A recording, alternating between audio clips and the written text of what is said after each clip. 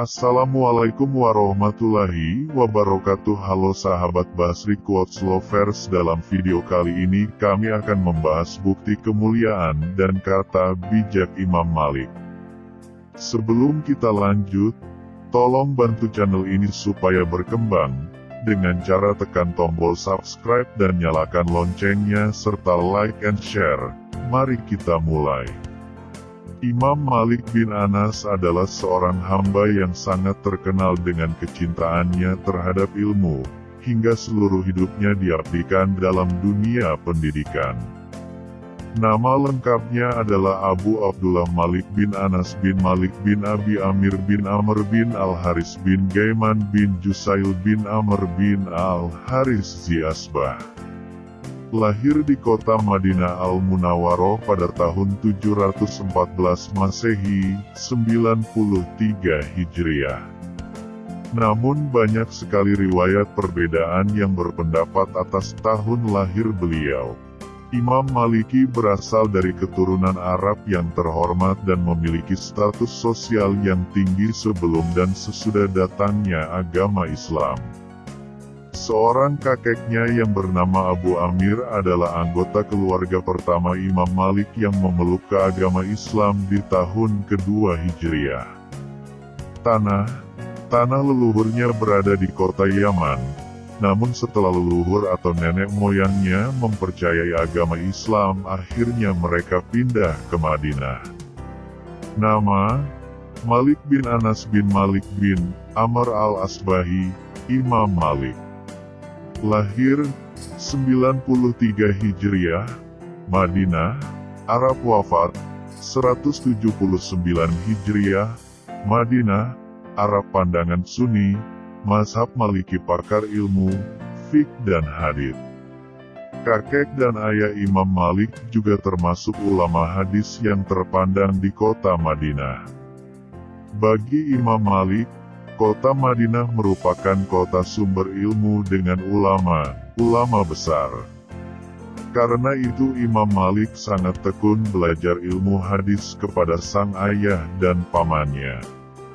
Selain itu beliau juga berguru kepada ulama-ulama besar, di antara guru beliau adalah Nafi bin Abi Nuaim, Nafi al-Mukbiri, Naimul Majmar, Az-Zuhri, Amir bin Abdullah bin Az-Zubair, Ibnul Munkadir, Abdullah bin Dinar, dan lain-lain. Beliau dikenal luas akan segala kecerdasan yang dimilikinya. Seorang Imam Malik ini pernah dibacakan sebanyak 31 buah hadis oleh Rasulullah Sallallahu Alaihi Wasallam.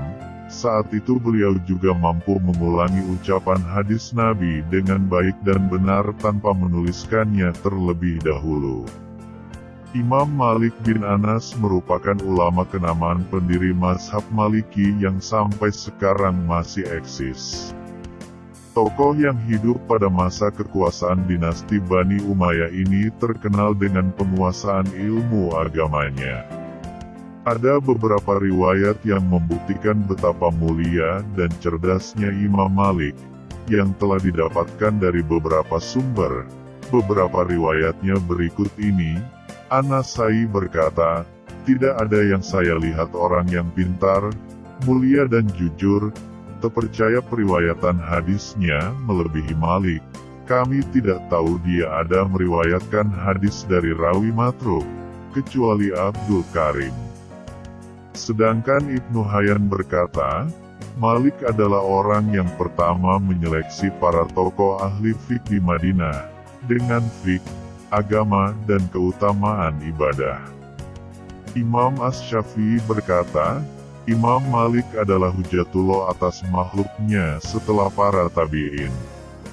Yahya bin Ma'in berkata, Imam Malik adalah Amirul Mukminin dalam ilmu hadis. Ayub bin Suwaid berkata, Imam Malik adalah Imam Darul Hijrah, Imam Madinah, dan As-Sunnah, seorang yang sikah, seorang yang dapat dipercaya. Ahmad bin Hanbal berkata, jika engkau melihat seseorang yang membenci Imam Malik, maka ketahuilah bahwa orang tersebut adalah ahli bid'ah, Seseorang bertanya kepada Asy-Syafi'i, apakah Anda menemukan seseorang yang alim seperti Imam Malik? Asy-Syafi'i menjawab, aku mendengar dari orang yang lebih tua dan lebih berilmu daripada aku. Mereka mengatakan kami tidak menemukan orang yang alim seperti Malik, maka bagaimana kami orang sekarang menemui yang seperti Malik? Imam Abu Hanifah berkata, aku tidak pernah melihat seseorang yang lebih pandai tentang sunnah Rasulullah dari Imam Malik. Abdurrahman bin Mahdi, aku tidak pernah tahu seorang ulama Hijaz kecuali mereka menghormati Imam Malik.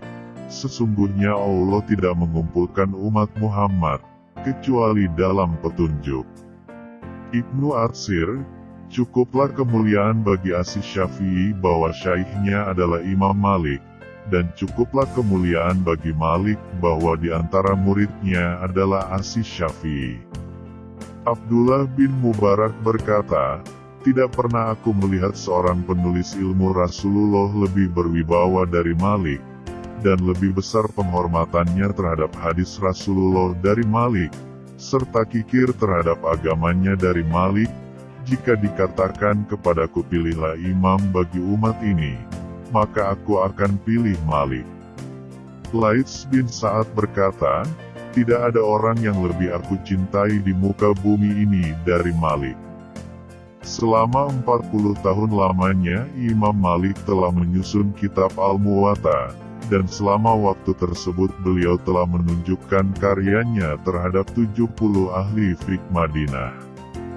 Kitab tersebut berarti sebuah panduan, yang disepakati, yaitu kitab yang membahas tentang ilmu dan hukum-hukum dalam agama Islam. Kitab Al-Muwatta telah ditulis pada masa Khalifah Al-Mansur 75–775 Masehi, dan berakhir selesai pada masa Khalifah Al-Mahdi 775–785 Masehi. Selain beberapa karya buku yang beliau tuliskan, Imam Malik juga mewariskan sebuah pandangan Islami berupa mazhab fiqh yaitu mazhab Maliki. Mazhab ini juga merupakan satu dari adanya 4 mazhab fikih hukum Islam dalam Sunni. Mazhab Maliki berpegang teguh pada Al-Quran, hadits Rasulullah yang terpandang sah, ijma Ahlul Madinah, qiyas, dan istilah. Pada tanggal 10 Rabiul Awal 179 Hijriah, Imam Malik telah wafat. Wafatnya beliau telah tersebar ke negeri Islam. Sungguh bersedih dan umat Islam mendoakan beliau agar dirahmati berkat seluruh ilmu dan amal yang beliau persembahkan untuk Islam. Itulah ringkasan cerita hidup Imam Malik, semoga bisa diambil manfaat dan ilmu-ilmunya. Bila mendengar kata-kata bijak, pasti semua sepakat yang mengeluarkan juga orang bijak. Termasuk sepakat pula jika Imam Malik, salah satu imam mazhab besar di dunia disebut sebagai orang bijak. Imam Malik memang dikenal sebagai salah satu dari 4 mazhab besar di dunia yang menjadi rujukan umat Islam. Selain Imam Malik, 3 lainnya antara lain Imam Syafi'i, Imam Hanafi, dan Imam Hambali. Imam Malik sendiri memiliki nama lengkap Abu Abdullah Malik bin Anas bin Malik bin Abi Amir bin Amr bin Haris bin Gaimah bin Kutail bin Amr bin Haris al-Asbahi. Imam Malik adalah seorang yang menguasai banyak bidang keilmuan. Bahkan beliau juga menjadi guru bagi para tokoh besar Islam. Tidak tanggung-tanggung murid Imam Malik setingkat kepala negara seperti Khalifah Al-Mansur, Khalifah Al-Mahdi, Khalifah Al-Hadi dan Khalifah Harun Al-Rashid. Dengan memiliki segudang ilmu sekaligus menjadi seorang yang dihormati para tokoh Islam, membuat sosok Imam Malik seorang alim ulama yang bijaksana. Kata-kata bijak Imam Malik menjadi bukan sekadar tong kosong nyaring bunyinya, tapi penuh makna untuk umat dalam menjalani hidup dan kehidupan. Tak hanya itu, kata-kata bijak Imam Malik juga cocok jadi motivasi umat dalam menuntut ilmu karena mengajarkan tentang menyikapi kehidupan. Pesan-pesan yang disampaikan dalam kata-kata bijak Imam Malik juga terdengar bijak dan penuh dengan nasihat. Hal ini tak mengherankan karena sejak usia muda, Imam Malik sudah menguasai banyak bidang keilmuan. Seluruh hidupnya ia habiskan untuk menuntut ilmu. Karena itu tak heran Imam Malik menjadi guru dua imam mazhab, masing-masing Imam Abu Hanifah dan Imam Syafi'i.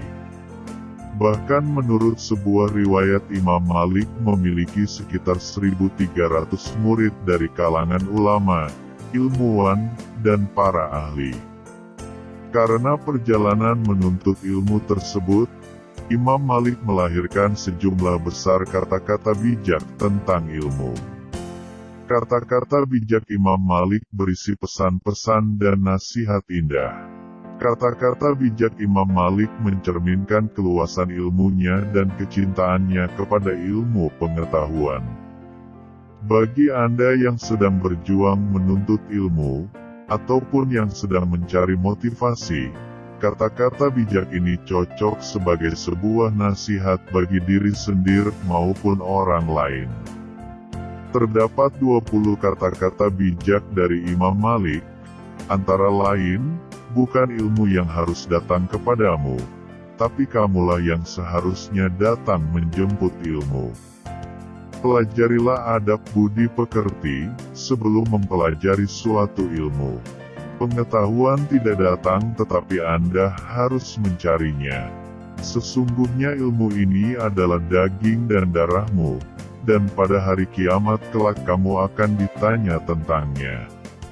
Maka perhatikanlah dari siapa kamu mengambilnya. Ilmu tidak boleh diambil dari 4 orang. 1. Orang bodoh yang nyata kebodohannya. 2. Sahibu hawa, pengikut hawa nafsu, yang mengajak agar mengikuti hawa nafsunya. 3. Orang yang dikenal dustanya dalam pembicaraannya dengan manusia, walaupun dia tidak pernah berdusta atas nama Rasulullah Shallallahu Alaihi Wasallam. 4. Seorang yang solih dan mulia yang tidak mengetahui hadis yang ia sampaikan. Orang beriman itu bagaikan mutiara. Dimanapun dia berada, keindahan selalu ada dalam dirinya. Siapa yang ingin memiliki hati yang terbuka, maka biarkanlah amal kebaikan yang ia lakukan sembunyi-bunyi lebih baik daripada amal kebaikan yang tampak.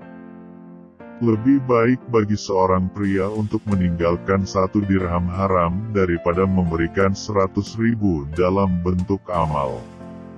Ilmu itu bukan sekadar banyak menghafal riwayat, namun ilmu adalah cahaya yang Allah Subhanahu wa Ta'ala letakkan pada hati seorang hamba. Sesungguhnya, ketika seorang pria mulai memuji dirinya sendiri, maka kehormatannya akan meninggalkannya. Berusahalah untuk selalu berada di sekeliling orang yang memotivasi kamu ke arah yang positif. Hasad adalah seseorang yang berangan-angan akan hilangnya nikmat dari saudaranya, baik nikmat agama ataupun dunia.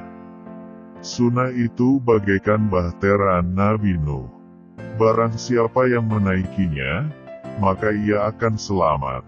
Barang siapa menyelisihinya, maka ia akan tenggelam. Jangan biarkan orang yang menyesatkan masuk ke telingamu. Kamu tidak tahu seperti apa masalah yang bisa muncul di dalam dirimu.